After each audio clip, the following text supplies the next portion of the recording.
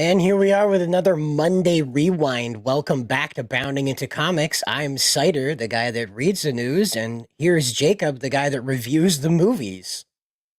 Yeah, sorry guys. It was my fault we weren't here last week. I had a little bit of a court issue, not for anything like too serious, but I did have to go speak to a judge for 30 minutes. So You're that gonna was have to fun. rap about it. No, I'm not gonna drop a diss track or anything like that. I'm smart enough to not admit my crimes in front of the Yeah, entire yeah, public and right. put it on Spotify. So yeah, I don't think we have to worry about that this time around. Spotify, yeah, SoundCloud, right? Exactly. SoundCloud Confessions. Hey, that's a good album title. SoundCloud Confessions, right there. Oh man, Don't there at was a me, FBI. there was a time where I'm not even making this up. I wish I was, but rappers were legitimately recording albums on the phone in prison as they were actively incarcerated, and you hear them on the phone. They're clearly on a payphone from like Yeah, 1996. but they mixed it so it sounded right. It's like that Yeah. weird Daft Punk thing they were doing with mixing the sounds of the vocals.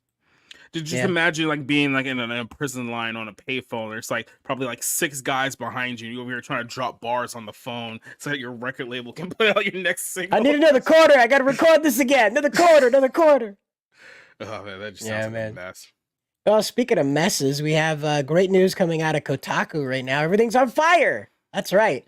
Kotaku, in response to all the action happening with the Sweet Baby Ink meltdown and all of the activism and journalism going on, they decided first that they were going to move the site to a game guide only page, right? So they took out the breaking Oh, news okay. bar and they put in all guides, like a guide directory for categories, age, all that stuff, right?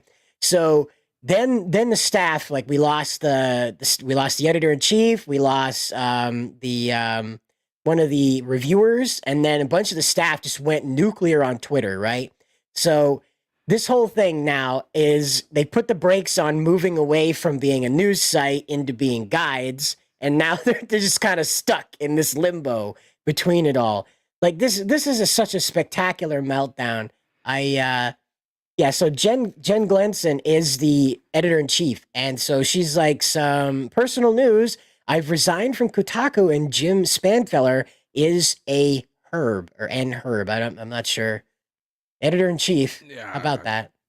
that seems like one So of those left wing eccentric insults that they toss around, but it's like I don't have enough right, time or care to figure out what that means. he's an onion. As Kevin Hart once said in 40-year-old version, because you're using those big words, I don't know what it means. I'm gonna take them as disrespect. So Right, I'm gonna take him as disrespect. Yep, yep, that's a good one. Yep. But that again, like this is where we're at. Is like this is the editor in chief resigning because of these changes where they wanted to de-dramify. They wanted to do look. You may not think game guides are useful, but there are dorks like me that bought the game because of the cutscenes and have no idea how to get between the cutscenes. So these guides are neat for people like me that just want to watch the movie and occasionally kill something with the A button. Okay, yeah, so you know, simpler times. right. Well, here's this is this woman's reaction to having to do a useful thing for gamers. Oh no, I can't activist this guide. I have to play the game? What? 50 of these a week? Well, here's the thing.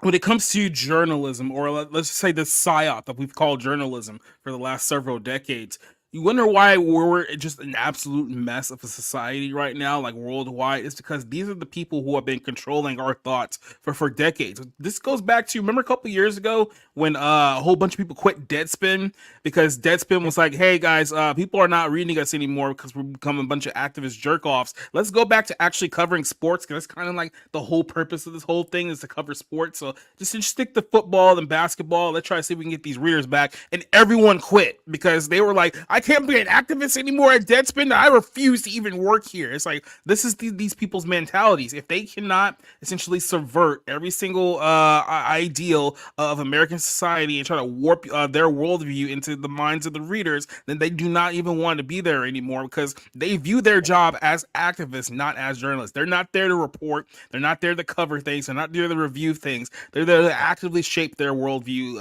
and push it down your throats. It's absolutely ridiculous because, you have to have people that recognize this, like P Ear here for $2 saying nothing to say but keep up the real nerd reporting. Well, thank you. We appreciate That's that. right. We're not putting out guides yet, but that'll be coming soon. We'll also be doing that in concert with news because we're not like Kotaku having to throw an activist spin on this stuff. All we have to do is connect it with the other stuff they say. Allegedly. And allegedly say, apparently. So shalom and good to see you all. Good to see you too. And hello, member of the channel, Arvita. Welcome aboard. Welcome aboard. But this is where we're at. This is Gleason's speech here. This is the lady that left. She says, I firmly believe the decision to invert Kotaku's editorial strategy to deprioritize news in favor of guides is fundamentally misguided given the current infrastructure of the site. This decision is directly contradicted by months of traffic data and shows an astonishing disregard for the livelihoods of the remaining writers and editors who work here. Oh no. Oh no. These people would have to play video games. See, this was the mandate. They wanted 50 game guides a week out of these people. That's it. That's all they wanted. And so, really, when you get down to it, if you're a gamer, you're going to get paid to play a game. That sounds like a great job. And not only do you get to pay to play the game, but you get to tell people how you did it and what tips and tricks you learned and neat little Easter eggs you uncovered. Yeah. But if you're not a gamer and if you're an activist, that's going to be a pain in the ass for you because you're not a gamer and it's not your thing. However, bitching about shit is, but you can't do that in a game. Child. In a game guide because you're not reviewing it. That's right. You can't bitch about the game. You have to play it through, and give helpful information about it, not a dismissive, catty Twitter post. Yeah. Remember that there was a time period where people were complaining. I think they're still happening, which is why I'm laughing. But remember, there was a time period where these video game reviewers were complaining that the games that they were paid to review were too difficult, and that developers should make the games a lot easier for them. That was Sekiro. Yeah, and I just think to myself, nothing has changed. Quite literally, nothing has changed at all. It's like they haven't learned a single solitary lesson in the time frame that we've been going through this, and it's been a while. See, this is the last thing I say is I'll say this. This is one of the contributors over there that they hired to do this stuff, and someone at the top. I like how you told pronounce us that, contributors. I like that. Yeah, contraband buters. You bet. Yeah, but someone at the top told us to just get guides done. Oh no! Do your fucking job! Oh no! You poor baby! It blows my mind sometimes that these people are allowed to have this job. I know so many people who would love to throw themselves at a name like Kotaku because they grew up with it, right? I'm a late millennial. Kotaku was basically in the background right there with Gizmodo the whole time covering this stuff. If Attack of the Show didn't have it, they got it from Kotaku, Yeah. Think about going to a job interview for a job you really wanted and being told that, well, you're not really qualified for this job, better luck next time. And you're like, drat, I guess I'll try again another day. So you got this whole mentality in your mind that, well, maybe there's just certain jobs that, I just don't fit the qualifications for. And then you look at the world of journalism where absolutely no one is qualified to be in their position whatsoever. They may have a little shiny piece of paper that they spent $156,000 to buy and have absolutely no idea what they're actually doing. But this is the reality of this entire industry, is a bunch of people who were never qualified to be here, and they're the ones gatekeeping and controlling the industry. Yeah, well, again, I mean, there's always the meme here that you have to forgive the iFunny tag at the bottom because Google is tasteless. But we all remember, don't make me point to the sign. You don't hate journalists enough. You think you do, but you don't. But you don't. But you don't. Yeah, and that's really what the takeaway is that these people are supposed to be, to begin with, reporting on things. Instead, they're being activists.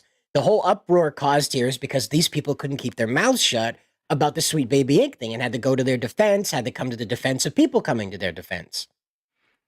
Yeah, and that's another thing about these people. They don't know when to pick their spot, so everything is absolutely the hill we must die on right now at this very moment.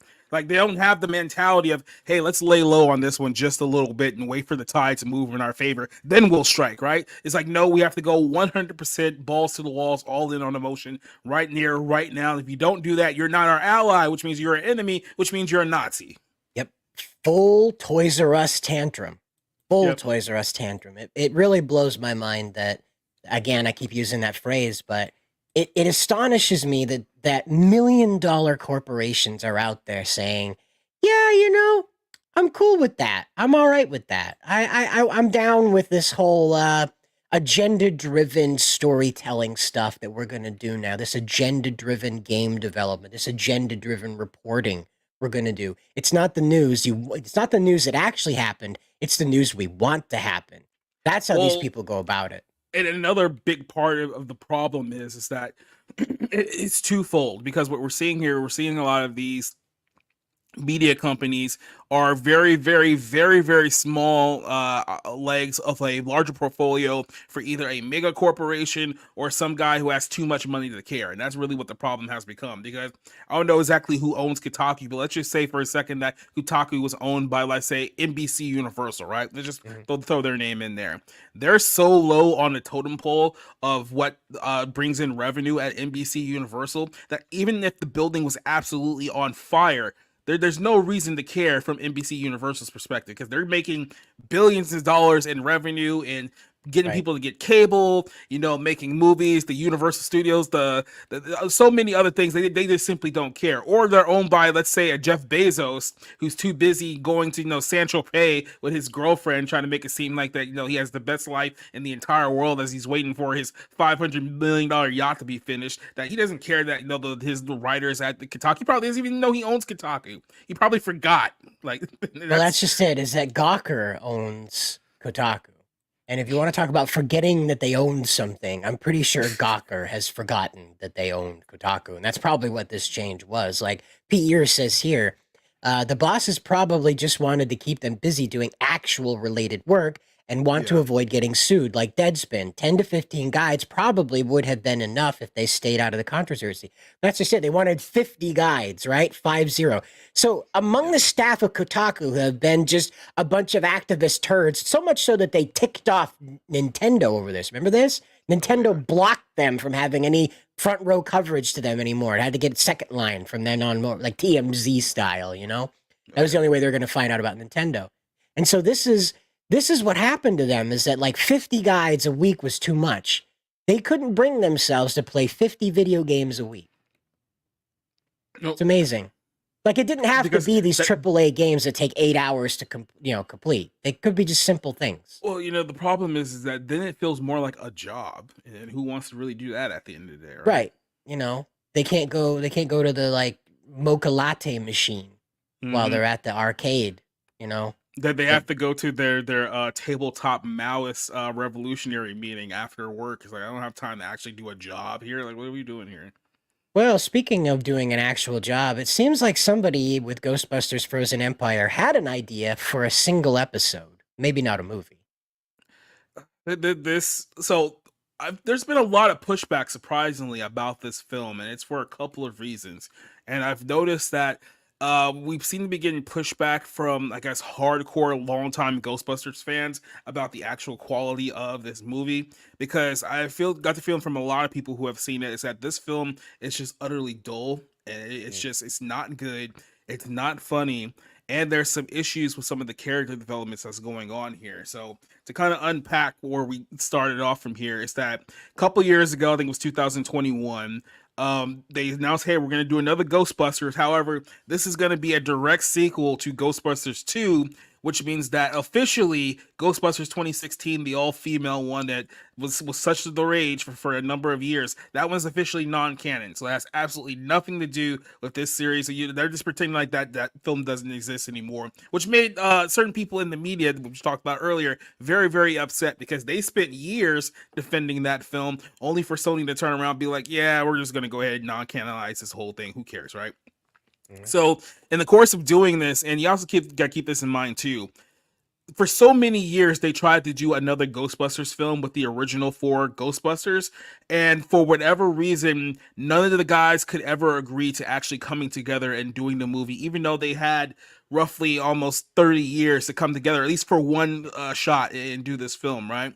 So then, of course, Harold Ramis dies a number of years ago. So it's like, well, now we're never going to get that reunion again. So I guess some of the guys might feel a little bit guilty about that. So you bringing back the old guard, you're bringing back the Bill Murray, Dan Aykroyd.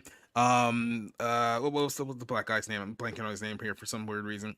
Ernie Hudson. Ernie Hudson, thank you. And so now they're trying to, I guess, come back and try to keep the legacy of Ghostbusters alive by doing these films.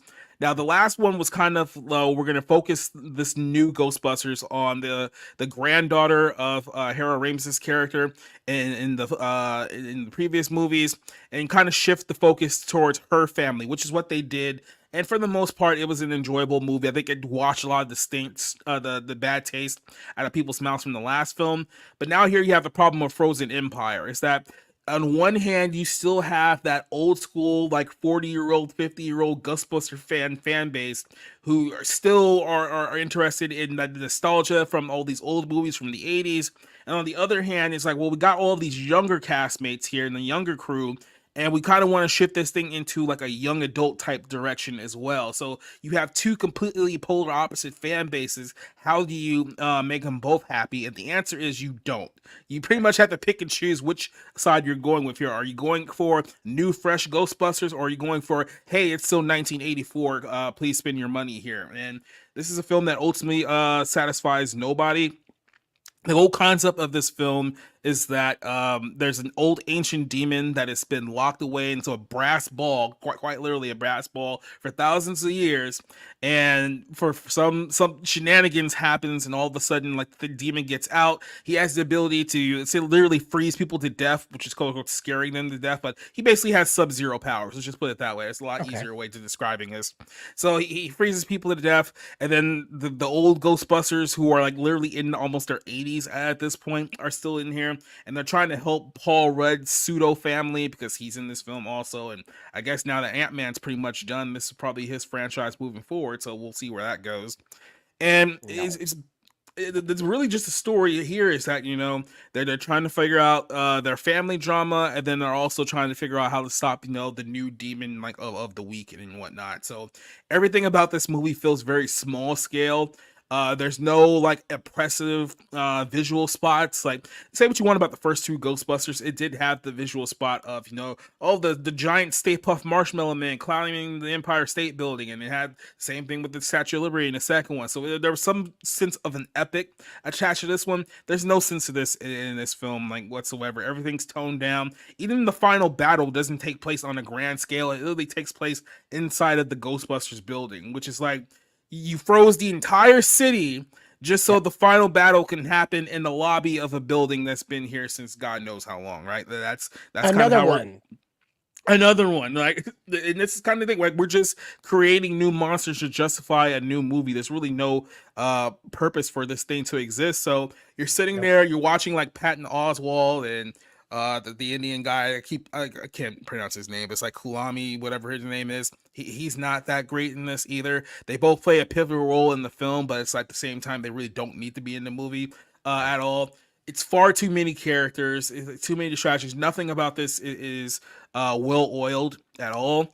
And then there's the controversy towards, I guess, the midpoint of this film, because there's an illusion here that the main character of Phoebe, who's supposed to be a 15-year-old girl in the sense of this story here, that she has a sort of pseudo romance with a dead, I guess, lesbian ghost girl in here. So they start off, they meet each other in Central Park. By the way, a 15-year-old is playing in Central Park by herself in New York City, in modern day New York. That's a very safe endeavor in and of itself, but we'll put that aside here for a second. They're playing chess, and they're both kind of like really bratty, really annoying type of teenage girls, even though Phoebe as a character is portrayed as someone who's far smarter than her superiors. Naturally. So she's supposed to have like a higher level of intelligence than everyone else, except for that goes completely out the window later on. So earlier you're thinking, okay, well maybe this is a friendship, like, no, oh, she's found a ghost buddy. Then later on, it's obviously implied that no, maybe it's a little bit more than just a friendship. Maybe somebody has feelings for somebody else.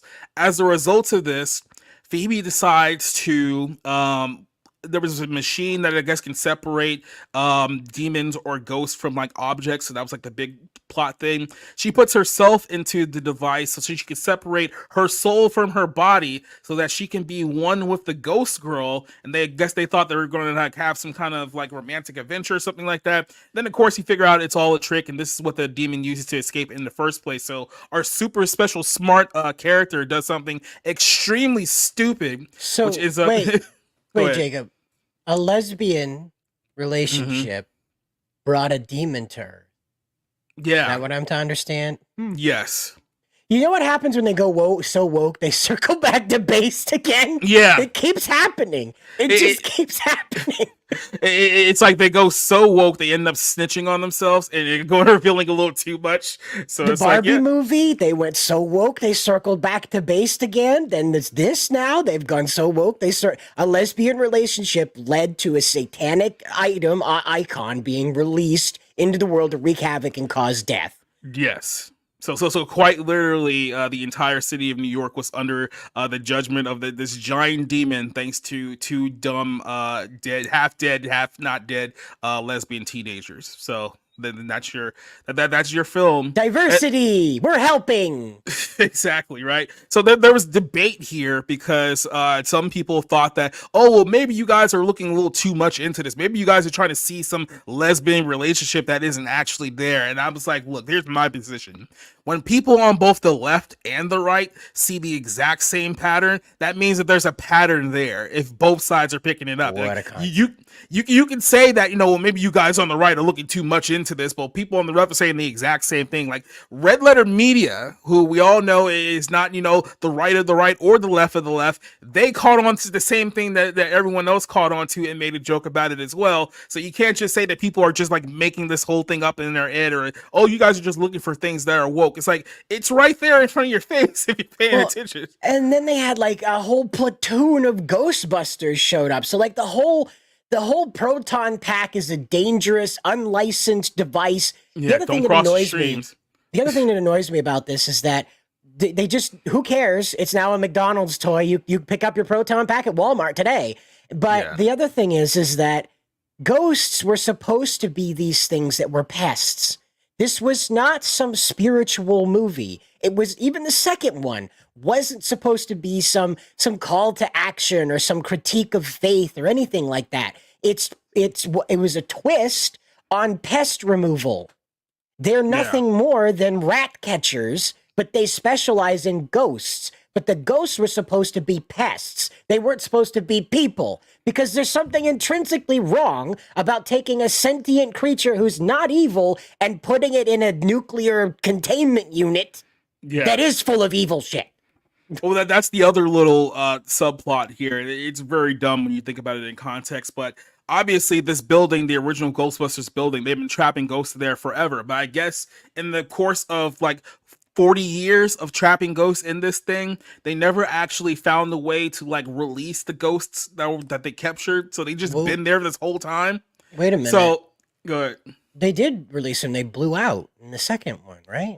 Isn't that Well, what no, happened? not according to this film. According to this Oh, film, cool. they've all just been there this entire time. Oh, So right, that line that Red Letter Media did that, where like they were totally unwitnessed, and they showed you the Marshmallow Man walking down the center of Times Square. They're totally unwitnessed. They show Statue of Liberty walking down Fifth Avenue. It's totally unwitnessed.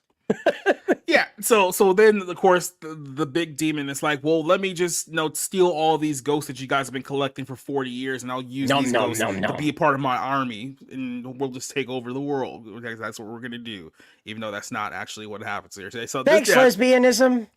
yes, so this is just one big giant dumb adventure. It feels like The last Ghostbusters movie at least had some kind of heart to it because they were using that one as a pseudo tribute to Harold Ramis because he had passed away and they never actually gave him a proper send off. So they did that with this film, with the last film, I should say. But this film is just under the impression that, hey, we got the Ghostbusters franchise back, so let's just go up and do the same thing we do with every Hollywood franchise and muck it up to the point where no one's interested anymore. So this, I gave it a 1 out of 5. That's my rating for this film. And look, there's honestly no reason whatsoever we need another Ghostbusters movie. Like, I don't need another Ghostbusters movie with the old cast. I don't need one with the new cast. Like, let this thing die. Like, it's over.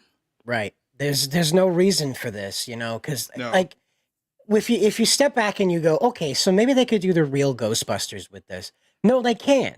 Because they can't bring themselves to depart from what the old cast is done and established. Furthermore, this new way of analyzing the story and reverse engineering what happened is trying to make a spiritual statement.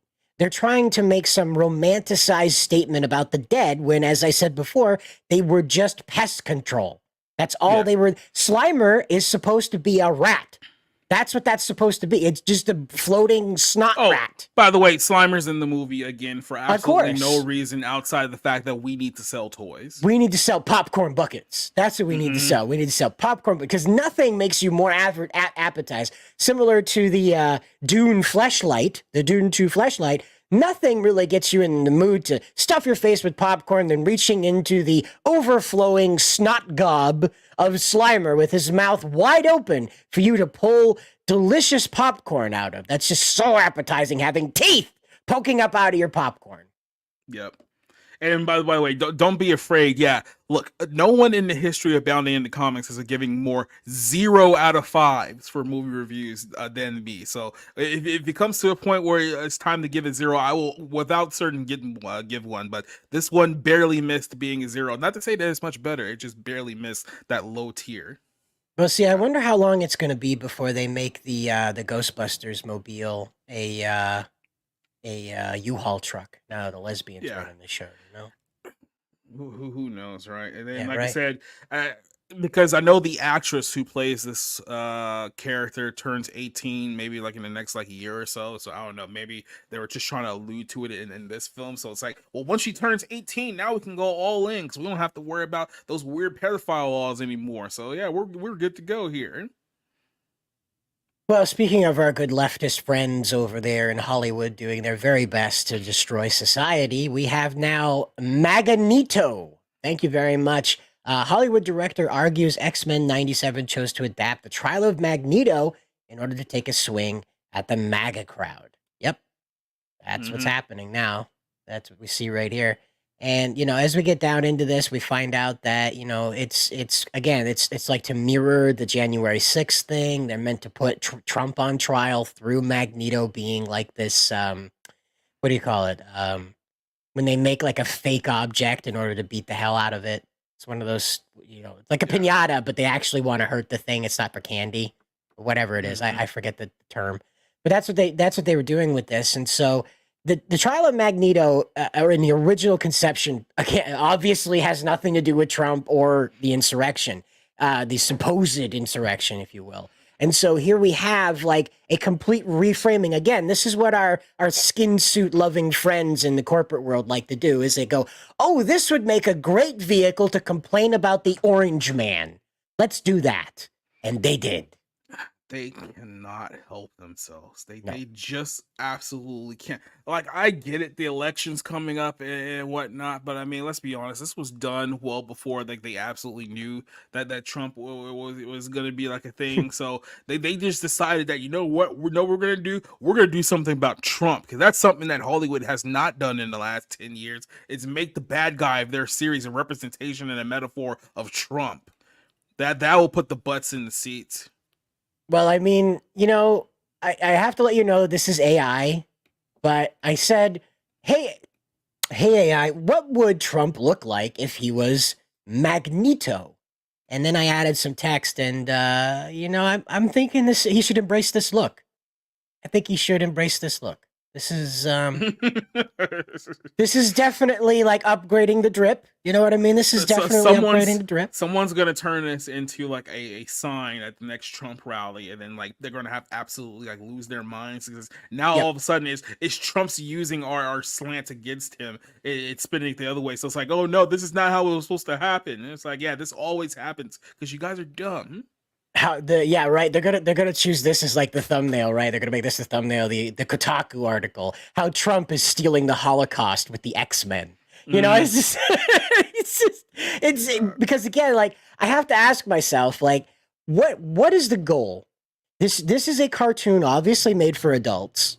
It has a lot of adult context in it. It is meant to draw back to the nostalgia of adults. So what is the point of putting so much of this political stuff in it? Granted, I don't want the kid stuff either, but even on an adult level, what are you hoping to gain?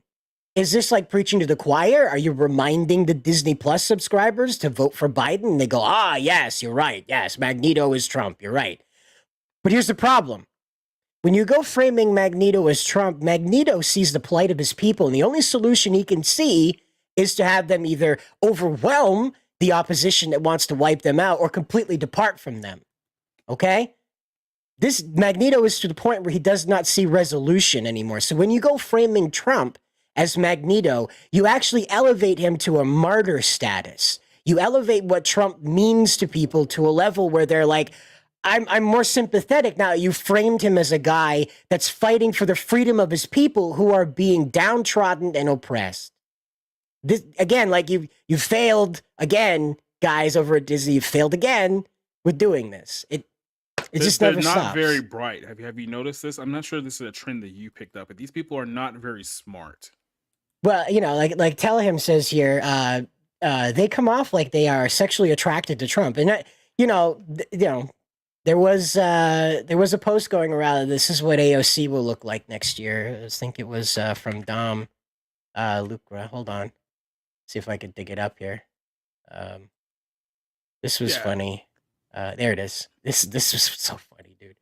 So if there are young children watching, please turn them away. It's not anything we can't show on YouTube. It's just something that children are going to have a lot of questions about. So 3, 2, 1, surprise. Dom Lucra posts this and he says this is going to be AOC next year.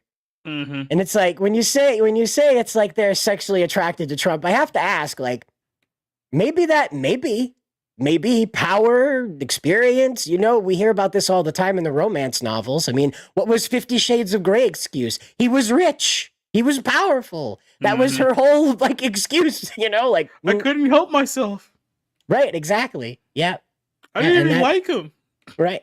And then we have MAGA-NETO, Mm-hmm. But Pierre says, Magneto as Trump, really? I'm so done with Western entertainment. They're so effing goofy and corny and unoriginal. The politics is so much worse and constant than Bush and Obama era. Absolutely, because they have to beat into your head that there's something wrong with the way you think. If you're noticing there's a problem, they have to beat into your head that you're the problem. Not to get a solution. Stop noticing patterns. Patterns are bad for you. Yeah. Well, that's AOC after a BBL, Brazilian butt lift. ALCF, she moves to Miami for a little bit. Yeah, there you go. Yeah, right. Yeah, South Miami.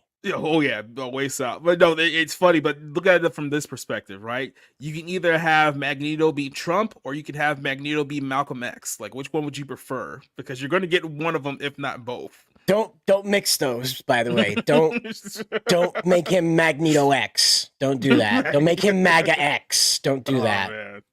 That would be very bad. But that's what's going on in X-Men 97. So I'm sure there's going to be more stuff that comes out as people notice it. Apparently, Gambit is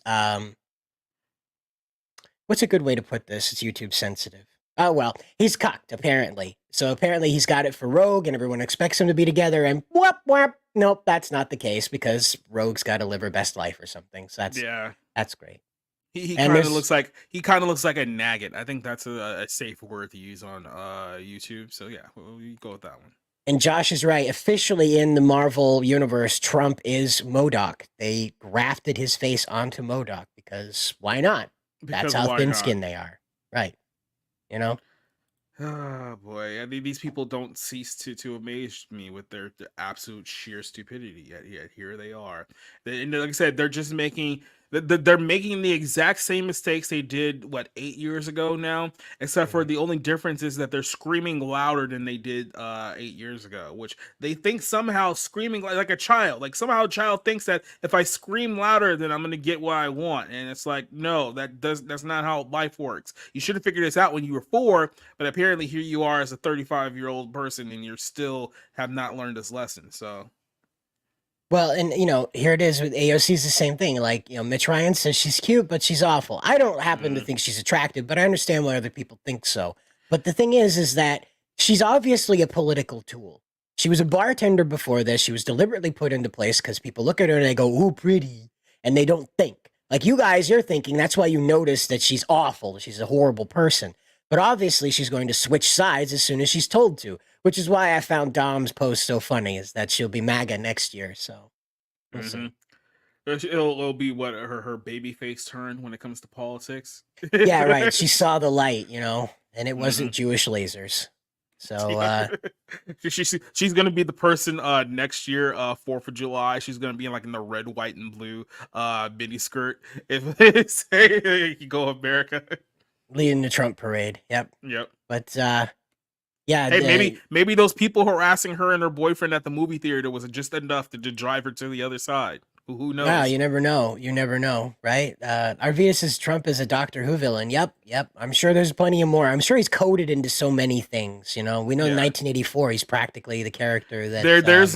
There's no less than 50 movies that have been released in just the last 8 years alone where Trump is somehow either directly or metaphorically the villain of the film. Yep. Well, you know what Trump's not responsible for?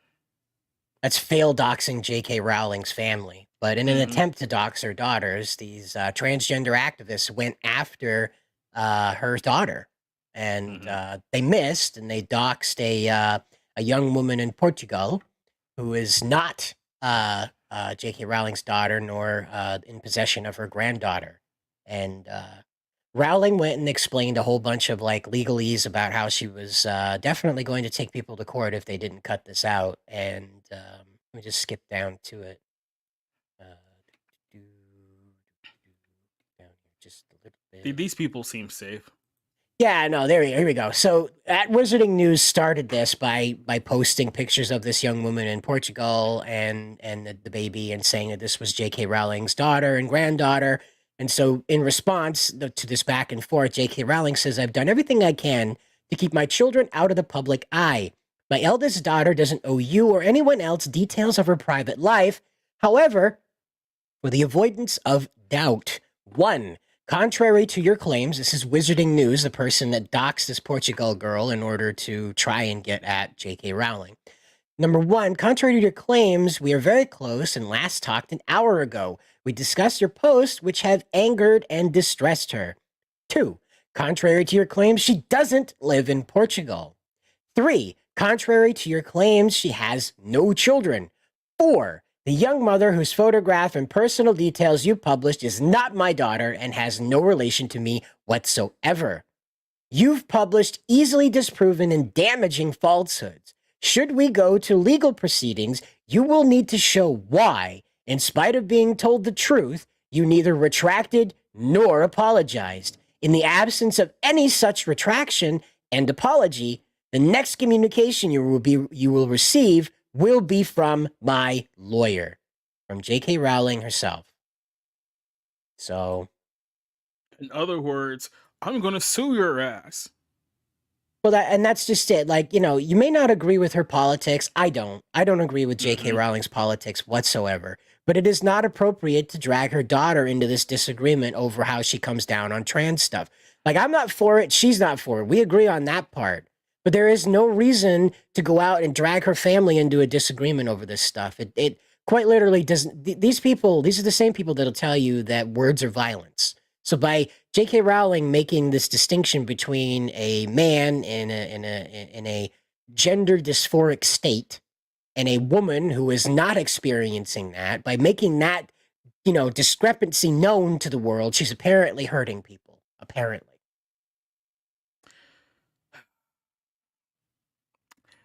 like I Yeah. said, these people. I don't even know like how even since their craft is this. These are not mentally well people. I don't know if you know this, Cider. I'm not sure if you've been Right. following along here, but Yeah. these people aren't exactly the most mentally sane, mentally stable individuals in our society today. Have you noticed this pattern? Yeah, yeah. It comes as no surprise to me that people who are on all sorts of hormone modifying drugs and may or may not have gone through horrific body altering surgery Hmm. may not be exactly in touch with reality. And that's May not not. even counting the SSRIs and then That's all the true. other stuff that they're putting onto their body R- too, like the Zoloft and the and all the Right. And others. then all the stuff to counteract the interactions between those things, right? Oh And yeah. that there she is. So, Josh says here, Rowling literally helped create the same demographic that's targeting her. Exactly. Yep. And again, like it's not that Mitch Ryan says she helped create these monsters, but I will side with her on certain subjects. Yeah, exactly. I mean, like again, like Rowling is a very sensible person when it comes to this feminism thing. I notice she goes overboard with the acceptance theory, with the intersectional stuff where everybody's, equal and friends and stuff like that, even though we know better, especially with these freaks that went after her family. But in any case, what I agree with her on is the protection of women, what she does. Her women's shelters do not bring in trans people. You're not allowed to enter these spaces, you're not allowed to occupy these spaces if you are a man and in any biological form, of that. And so this is something that's incredibly necessary. People who have been through a wonderfully terrible time, right? A wonderful terrible time. A horrific harrowing experience like spousal abuse or sex abuse, these sorts of things. They typically don't wanna be around the sex that did most of that, and they have a trust issue, that sort of Hmm. thing, and I so wonder inviting why. people, well, compound that with having to be careful with your speech around someone who's caring for you, but if you slip up, they might become angry with you, like the person you just escaped, you know? And so I understand Rowling's logic with this, even if she goes through Jacob's back, not your Jacob, but a different Jacob, through Yeah, Jacob's yeah. backfield to get there, right? Um, I understand her logic in saying, this is not a space for men, regardless of how you identify yourselves. And that's good. That is a good thing. But these people, they want her dead for it. Yep. It's amazing. All because she doesn't go all in on their delusion that men are women and women are men and they should be able to play soccer with like the 16-year-old girls and they just should be able to take all these spaces. This is her sin in the eyes of the trans community is that she doesn't affirm us, even though she still agrees with like all the other progressive nearly nonsense with like the feminism and all the other stuff that they attach themselves to. But because she disagrees on this one thing, that she strays away from the path. These people quite literally want her dead. And this is their mindset. Like I said, these people are not mentally stable. They're the ones who strike you and then scream out in pain. Exactly. Exactly. And again, like this doesn't continue, doesn't really change anything in the grand scheme of how J.K. Rowling is going to go about her business. You know what I mean? She's Yeah. not going to capitulate to these people. She's not going to change anything about herself. If anything, she's been further entrenched in her beliefs. So congratulations, trans stalker guy girl person thing. You just Mm-hmm. proved her point. Okay? So good job. Really, really helping your whole case there.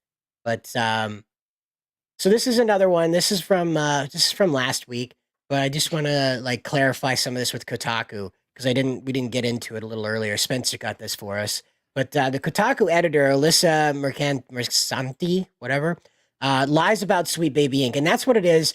Is this whole thing is that what Kotaku's meltdown started with Alyssa. Then when she left, this whole thing just kept falling apart as the EIC followed her. The staff, the management wanted to change this stuff. But this is what happened with her. She did not want to acknowledge that Chris Kindred of Sweet Baby Inc., right? You remember this, Sweet Baby Inc. Oh yeah. She didn't want to acknowledge that Chris Kindred called for a mass reporting of not just the curator list on Steam, but also Cabrutus's account, a Brazilian guy, by the way. And she defended this by saying it was racism and sexism and homophobia that was fueling Cabrutus and the list and all this other jazz. It had nothing to do with the justice of the situation. So, um, yeah, and that was her whole thing. That it was these guys brought it on themselves. Yeah. That Sweet Baby Inc. is absolutely innocent. They're just trying to enrich the gaming experience for these people, and Sure. racist and hateful gamers are the real enemy. Mm-hmm. So now we I've know, never right? have you had can you remember like a company such as since big Sweet Baby Inc. that has gotten caught with their pants down to like this degree since this whole Exxon, situation has started? Yeah, well, Exxon Valdez. That seems to be the only one that comes that close to being like, our bad. We deliberately did all of this, but our bad. touche. I guess you could say BP as well. You can also throw them BP's one. another one. Yeah, So, yeah. That Horizon oil rig thing that blew up. Yep. Yeah, but we're sorry. Yeah. So that time the Pentagon misplaced several $1 trillion and then just didn't care about it after that. They're like, whoops, it's gone. Well, what are you talking about? 7 trillion? We put it in our other pants. No, it's in my drawer somewhere. Don't know where. We'll find it later. Yeah, it's in Donald Rumsfeld's underwear drawer. We'll find that 7 trillion someday. But this just goes to show you how these people, like, they don't do PR well, like, at all. Like, that they have, like I said, no self-awareness, no ability to be like, hey, let's see how this play out. Let's lay out for just a bit and then come back with like a move that's actually, beneficiary. Like, they just start swinging, and they start swinging wildly. They don't hit anything, but they're swinging wildly. And then when they're tired themselves out, they get up and try to do it all over again because they just don't learn. Pierre says Facebook got caught with their pants down plenty of times. Yep, Mhm. that's true. All those Trump groups that they banned during the election. Yep. Well, we'll just pirouette off of that success into this one, I guess. The Roadhouse, Conor McGregor's craziness carries the film. So, Jacob, you talked about this a little earlier today in the review that we posted, but do you really what? I didn't get Conor McGregor being a good fit for this movie. He just felt like he was available. Maybe he was standing on the set, hanging out with Jake Gyllenhaal. They're like, "Hey, do you want to wave a knife around?" Mm-hmm. Well, let me ask you: were you there when we did our movie night for Roadhouse? So have you seen the first Roadhouse movie? I've seen the first Roadhouse. Yes. Okay, then. So yeah, so obviously this is a remake of the 1989 movie, and here's the first problem that you have when you're trying to resurrect Roadhouse for a modern audience. It's the quotation it goes right. It's like you're remaking a movie that's very much a product of the time period that it came out of. Like the original Roadhouse movie, you can say in a lot of ways didn't make much sense because essentially the whole concept is it's like, hey, you're a bouncer, I need you to clean up my club because there's a lot of bad dudes over there, and I need to be a respectable franchise in this small Missouri town that's controlled by an evil millionaire that buys up all the police and drives monster trucks in the car. Darn those evil millionaires. Who drives monster trucks in the car dealerships at broad daylight. No one can arrest him because he owns the cops. So no one can arrest him. Nope. So it's one of those premises that is very much out of that, almost apocalyptic type of 1980s style that people liked back then. And it was so macho and over the top that people just genuinely liked it. This film essentially tries to be like, okay, well, let's do this film, but let's do it in a more modern sense and do it in a more realistic sense, which is already like you're off to a bad start because you're trying to make a film that's just over the top and goofy in and of itself realistic. So the whole idea here is that, well, instead of being, a world famous bouncer, what if he's a former UFC fighter? So I remember this like last year when they were filming this whole thing, Jake Gyllenhaal, they actually took like a few minutes out of a live UFC pay-per-view to film the scene where he goes into the octagon and actually stages like the scenes of the fight for this movie. So they did that in front of a live crowd. So that wasn't CGI or anything like that. At least they actually went like live and in person. Impressive. Yeah.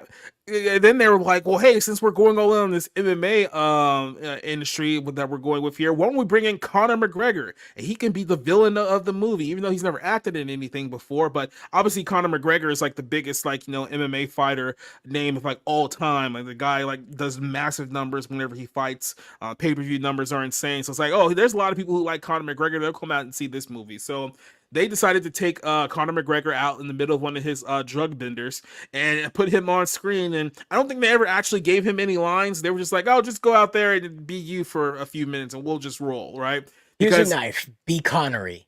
yeah, exactly, right. And a lot of people were saying that, oh, he's too over the top, he's too cartoonish. If you've seen Conor McGregor in real life, you know that in this film he's not actually acting. Like that's just basically like what he is. I played some of the videos during the week about some of the press tours that he had been doing over the last couple of weeks, and you can tell that someone's been hitting, that pure 100% Colombian. Let's just put it that way. So in the context of this movie, Jake Gyllenhaal is playing Dalton, the world famous Dalton, except for in this universe, he's the MMA fighter. And instead of going to a small town in Missouri, they go to the Florida Keys because there's a black woman this time around playing the role of Freddie.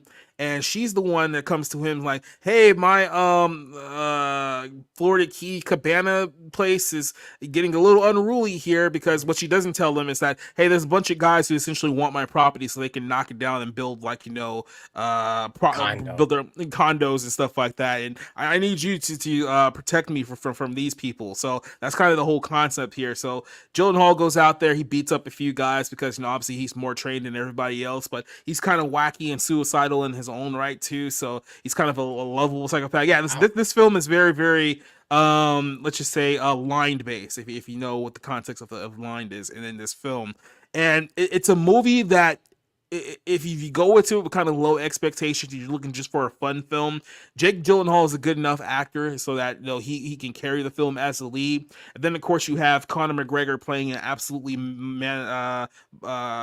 psychopathic bad guy in this film. Like his introduction into the film is that, oh, my idiot son's not getting rid of this UFC fighter. Let me go get the big guns. And he's in Italy for some reason. And the first scene is in Italy. He jumps out of like some guy's window after just sleeping with his wife. So he's completely naked walking down the street. And then he goes to this little village where he beats up some guy, takes his clothes, and then sets the entire market on fire. Then he picks up the phone and he's like, oh, your son's screwing up? Okay, I'm on my way. And that's our introduction to Conor McGregor as the villain in this movie. So full Irish accent and all, going around here just causing just utter mayhem. That there's a lot of other guys who are in the backup, but they're kind of like incompetent bad guys. Like I don't think like anyone really takes the majority of them seriously outside of McGregor because he's such a wild card in this film. But the problems with this movie is the fact that there's a lot of other characters in the film that I think are kind of just completely wasted. Like Daniela McQuire is in this film. She's supposed to be the love interest, the one who works at the hospital, who's like entered with Dalton, but they don't really have any real chemistry throughout the course of the film because the story doesn't like present them in a case where they could have any real chemistry. So she's just kind of wasted there.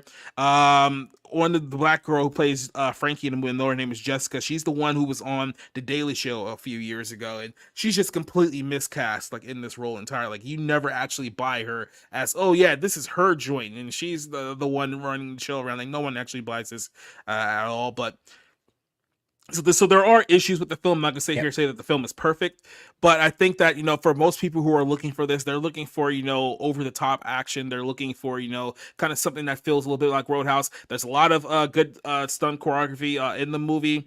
It is kind of like a weird parallel too, because you have a guy like Conor McGregor who can actually fight like in real life, right? But then he has to like kind of like stage this stunt choreography with Gyllenhaal, so he's actually like break his jaw or knock him out and stuff like that. So it's weird like finding their whole dynamic. I think that was the scene in the bar, like the first scene where he like kind of headbutts him, and then like they start like rumbling in the bar. I think that was pretty well done too. And then of course it gets to the ending where it definitely goes well over the top, because at some point like Conor McGregor essentially just becomes like the cocaine Terminator, where like nothing like hurts him like whatsoever.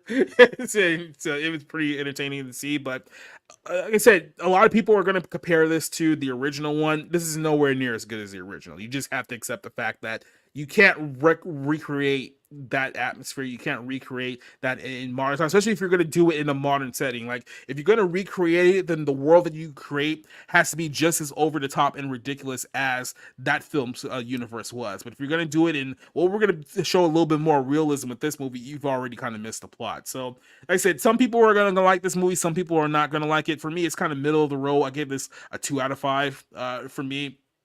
Not the worst movie that you're gonna see this weekend. There's definitely a lot of good things about it, but there's also a lot of flaws too. So it really just depends on how desperate you are for a good movie. And judging what we've seen over the first 3 months of 2024, there hasn't really been that many great movies. So believe it or not, even though as a 2 out of 5, this probably is one of the better movies that you're gonna see so far this year. And yes, I am aware of how sad of a statement that sounds. Yep. Well, the other thing is that Post Malone is in this, and embarrassingly so. So Post Malone is literally in the film for like the first 5 minutes. So the whole concept of his character is that he's in one of these like underground like street fighting tournaments where he's just basically beating up like truckers and like fast food workers. He's supposed to be like the biggest, baddest guy like in the whole circuit. And then all of a sudden Dalton shows up, who's like the former UFC middleweight champion. He's like, "Oh, I'm not fighting that dude. That dude's gonna kick my ass. Like I'm out of here." And then he just f's off, and you never see him again throughout the rest of the movie. So Yep, sounds about right. That's his contribution to the acting genre there. So there you go.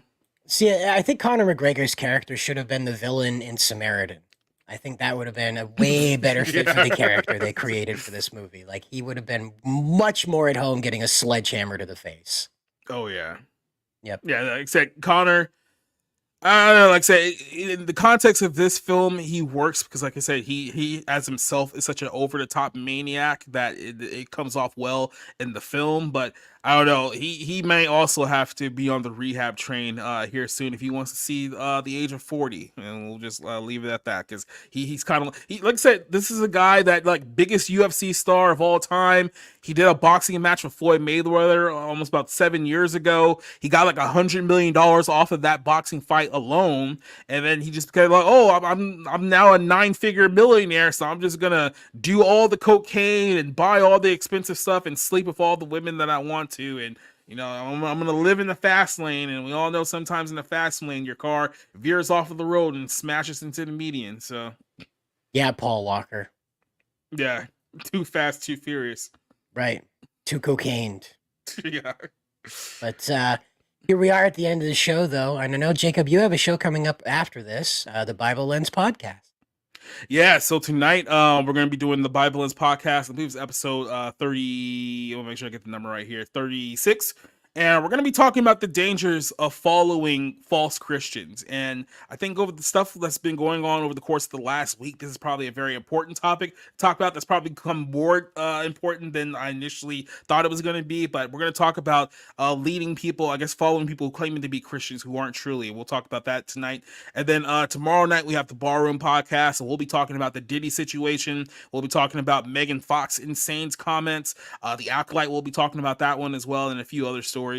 And then over the course of the next few weeks, I'm going to be working on I'm bringing Retro Wave back. So we're going to be doing some interviews, kind of doing some more discussions specifically on certain topics that I think are very, very intriguing. I haven't done this show in like 15 months, so I think it's a good time to bring this back. So it's going to allow us to expand. 15 years since he's done this. Can you believe it? 15 months. 15 years.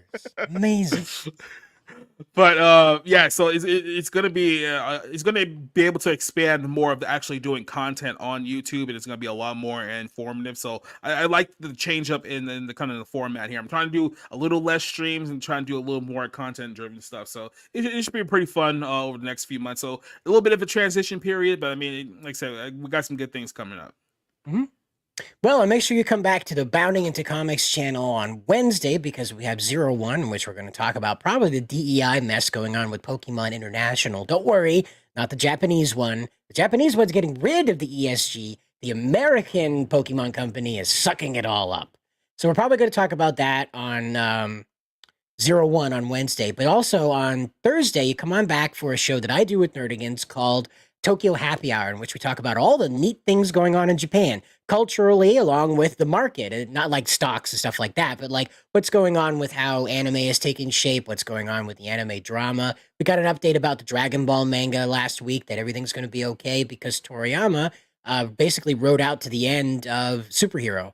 All that has to be done is it has to be drawn, printed, and sent out to the people who want it. So get yourself a copy of these. The first editions will probably be vanishing off the shelf as soon as they arrive. And yeah, we'll have more updates about Japanesey things come Thursday. So we'll see you back here on Wednesday. And don't forget to head over to Jacob's channel to check out the Bible Lens podcast. Karate.